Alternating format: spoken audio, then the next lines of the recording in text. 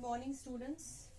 सो हमने एक्सरसाइज 7.1 और थ्योरम कर दी थी आइसोसेलेस ट्राइंगल के बारे में। अब हम एक्सरसाइज 7.2 करते हैं। In an isosceles triangle ABC, ये आपका आइसोसेलेस ट्राइंगल दिया गया है A, B एंड C। ठीक है, AB equal to AC, the bisector of angle B and C intersect each other at O। Bisector का मतलब है कि अगर ये इसका बाइसेक्टर है तो ये दोनों एंगल्स क्या होंगे, इक्वल। वैसे ये अगर बाइसेक्टर है तो ये दोनों एंगल्स क्या होंगे, इक्वल होंगे। ठीक है, ज्वाइन A to O, ये आपको ज्वाइन करना है। ठीक है, शो दैट, हमें शो करना है OB इक्वल टू OC और हमें शो करना है AO बाइसेक्स एंगल A। जैसे OB बाइसेक्ट कर रहा है एंगल B को और OC बाइसेक्ट कर रहा है एंगल C को, वैसे हमें बताना OA bisects angle A। Given to prove तो आपको आ जाएगा, मैं आपको प्रूफ बताती हूँ। ठीक है स्टूडेंट्स, मैं आपको प्रूफ बताती हूँ। प्रूफ में आप क्या लिखेंगे, सबसे पहले आपको गिवन है AB इक्वल टू AC। ठीक है, आप ट्राइंगल कौन सा लेंगे, ABC, AB equal to AC। क्यों, ये गिवन है। अगर देखो आप लोगों ने अभी थ्योरम की, अगर एक आइसोसेलेस ट्राइंगल में अगर दो साइड्स इक्वल होगी तो उनके जो अपोजिट एंगल्स होंगे वो भी क्या होंगे, इक्वल। दैट मीन्स मैं कह सकती हूँ दिस एंगल है ना, this angle and this angle is equal. So angle ABC equal to angle ACB. Angle opposite to equal sides are equal. वही रूल थ्योरम जो भी है 7.2 शायद से क्या है, अगर angle opposite to equal sides are equal. ठीक है, देखो अब आपको बोला गया है, ध्यान से सुनना, दोनों को मैंने क्या किया, हाफ से मल्टीप्लाई किया। ठीक है, दोनों एंगल्स को, ठीक है, हाफ से मल्टीप्लाई किया, क्योंकि अगर मैं हाफ से कर रही हूँ ये 2 यहाँ आएगा, ये कैंसिल होगा, ये वापस यही आ जाएगा, multiplying both sides by half. अब देखो हाफ ऑफ ABC क्या है तुम्हारा, ABC है, इसका आधा क्या आ जाएगा, CBO, यही आ जाएगा ना, angle CBO।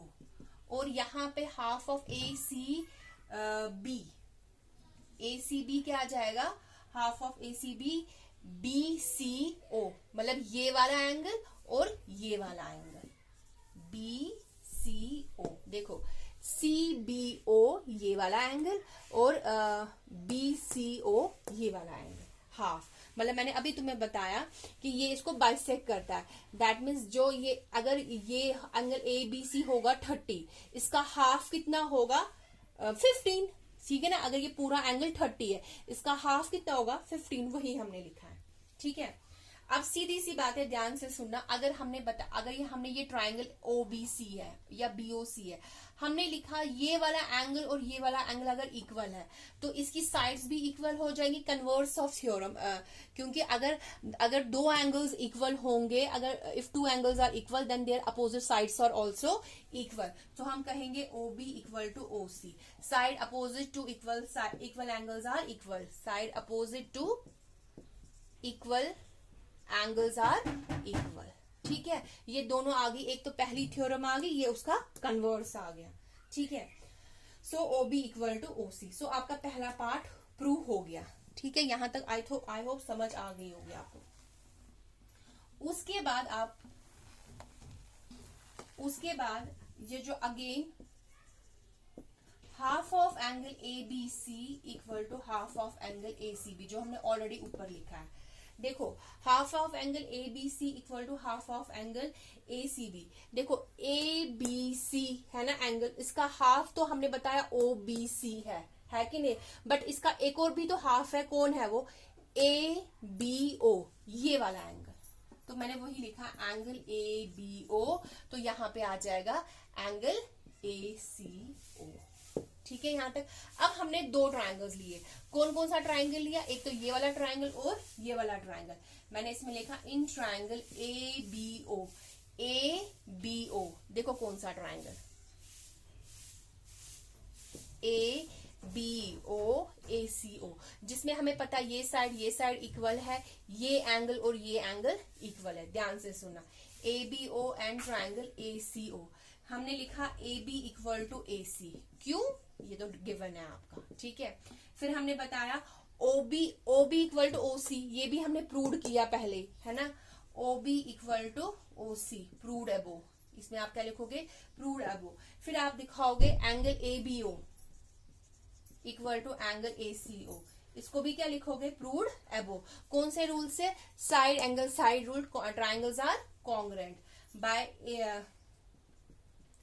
Bye side angle side rule, triangles are congruent. अगर ट्राइंगल्स कॉन्ग्रुएंट है, जो इसके कॉरेस्पॉन्डिंग पार्ट्स है वो भी इक्वल होंगे। सो हम कह सकते हैं एंगल कॉरेस्पॉन्डिंग पार्ट्स भी इक्वल होंगे।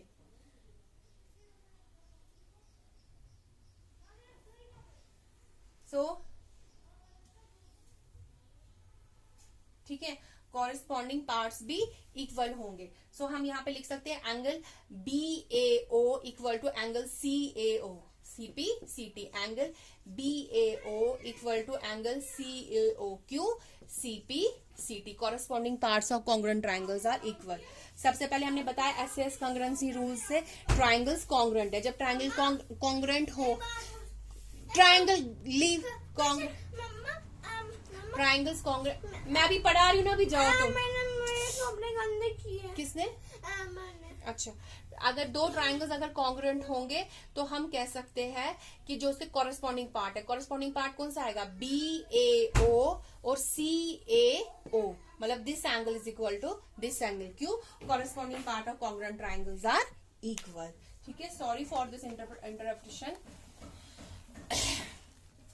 ठीक है, नाउ क्वेश्चन नंबर 2 है आपका। आपको बोला गया जो ट्राइंगल ABC है, ठीक है, ध्यान से सुनना, AD is perpendicular, if AD is perpendicular, अगर AD परपेंडिकुलर है, ये कितने डिग्री का एंगल बना रहा है, 90। Show that triangle ABC is an isosceles triangle. ABC हमें बताना आइसोसेलेस। आइसोसेलेस बताने के लिए क्या हमें प्रूव करना है, हमें बताना है AB इक्वल टू AC। क्या बताना है, AB इक्वल टू AC। और आप लोगों को ये चीज है, आपको पता है एक ट्राइंगल ABC है जिसमें आपका जो angle ADB equal to angle ADC, क्यों, ईच 90 डिग्री, तो तुम्हें गिवन है। ठीक है, ये कह रहा है ये परपेंडिकुलर बाइसेक्टर है। अगर ये परपेंडिकुलर बाइसेक्टर है, दैट मीन्स हम कह सकते हैं BD इक्वल टू CD, क्योंकि AD जो है वो बाइसेक्ट कर रहा है BC को। परपेंडिकुलर बाइसेक्टर का मतलब एक तो वो परपेंडिकुलर बना रहा है, और जो ये BC लाइन है इसको बाइसेक्ट कर रहा है, मतलब दो बराबर हिस्सों में काट रहा है। ठीक है, तभी मैंने लिखा this angle equal to this, क्यों, each 90, and this side equal to this side, क्यों, क्योंकि AD बाइसेक्ट्स एंगल BC। ठीक है, फिर आपको ये आपको गिवन था। मैं आपको ये देखो, सबसे पहले आप यहाँ पे हेडिंग में लिखोगे in triangle ABD and triangle ACD। ये दो ट्राइंगल्स लोगे, ABD एंड ACD।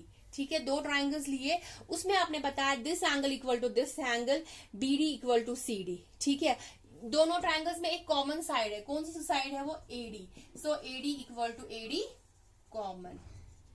सो आप देयरफॉर कहोगे, therefore triangle ABD is congruent to triangle ACD।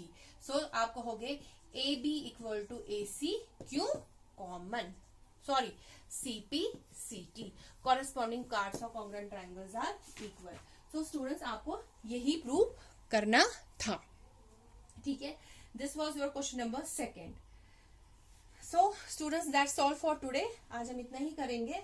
So remaining questions हम कल करेंगे। आज आप इनकी प्रैक्टिस करना, यहाँ तक मुझे काम भी भेज देना। ठीक है, thank you and have a nice day.